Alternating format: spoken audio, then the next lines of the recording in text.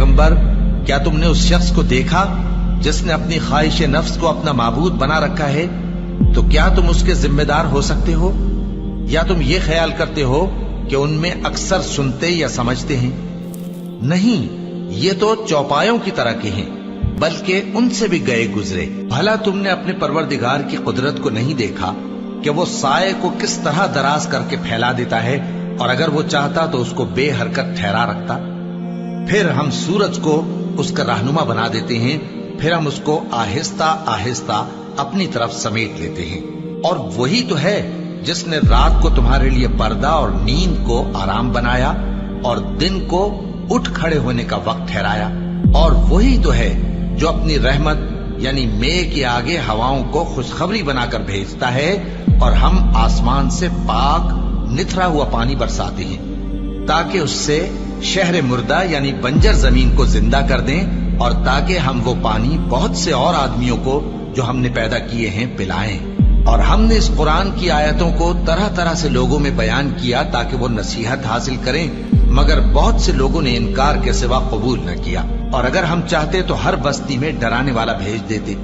तो तुम काफिरों का कहा न मानो और उनसे इस कुरान के हुक्म के मुताबिक बड़े शद्दोमत से लड़ो। और वही तो है जिसने दो दरियाओं को मिलाकर चलाया, एक का पानी शीरी है प्यास बुझाने वाला, और दूसरे का खारी कड़वा, और दोनों के दरमियान एक पर्दा और मजबूत ओट बना दी है। और वही तो है जिसने पानी से आदमी पैदा किया, फिर उसको ददियाल, ननिहाल और ससुराल वाला बनाया। और तुम्हारा परवरदिगार हर तरह की कुदरत रखता है। और ये लोग अल्लाह को छोड़कर ऐसी चीज की परस्तिश करते हैं कि जो न इनको फायदा पहुंचा सके और न नुकसान। और काफिर अपने परवरदिगार की तरफ से पीठ फेरने वाला है। और हमने ए नबी तुमको सिर्फ खुशी और अजाब की खबर सुनाने को भेजा है। कह दो कि मैं तुमसे इस काम की उजरत नहीं मांगता। हाँ, जो शख्स चाहे अपने परवरदिगार की तरफ जाने का रास्ता इख्तियार कर ले, और उस खुदाए जिंदा पर भरोसा रखो जो कभी नहीं मरेगा, और उसकी तारीफ के साथ तस्बीह करते रहो, और वो अपने बंदों के गुनाहों से खबर रखने को काफी है। वही जिसने आसमानों और जमीन को और जो कुछ इन दोनों के दरमियान है 6 दिन में पैदा किया, फिर अर्श पर जलवा अफरोज हुआ।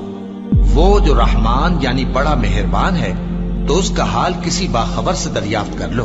और जब इन कुफ्फार से कहा जाता है कि रहमान को सजदा करो, तो कहते हैं और रहमान क्या होता है? क्या जिसके लिए तुम हमसे कहते हो हम उसके आगे सजदा करें? और वो इस बात से और बिदकते हैं। बड़ी बरकत वाला है वो जिसने आसमान में बुर्ज बनाए और उनमें आफताब का निहायत रोशन चराग और चमकता हुआ चांद भी बनाया। और वही तो है जिसने रात और दिन को एक दूसरे के पीछे आने जाने वाला बनाया।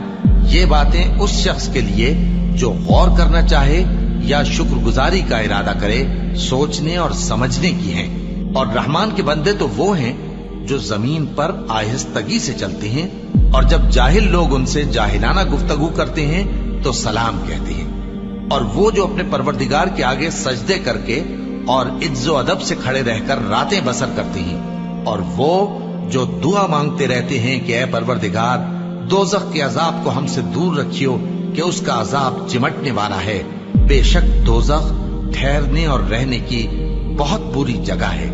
और वो कि जब खर्च करते हैं तो न बेजा उड़ाते हैं और न तंगी को काम में लाते हैं, बल्कि एतदाल के साथ, न जरूरत से ज्यादा न कम। और वो जो अल्लाह के साथ किसी और माबूद को नहीं पुकारते, और जिस शख्स को मार डालना अल्लाह ने हराम किया है उसको कत्ल नहीं करते मगर जायज तरीक यानी शरीयत के हुक्म से, और बदकारी नहीं करते।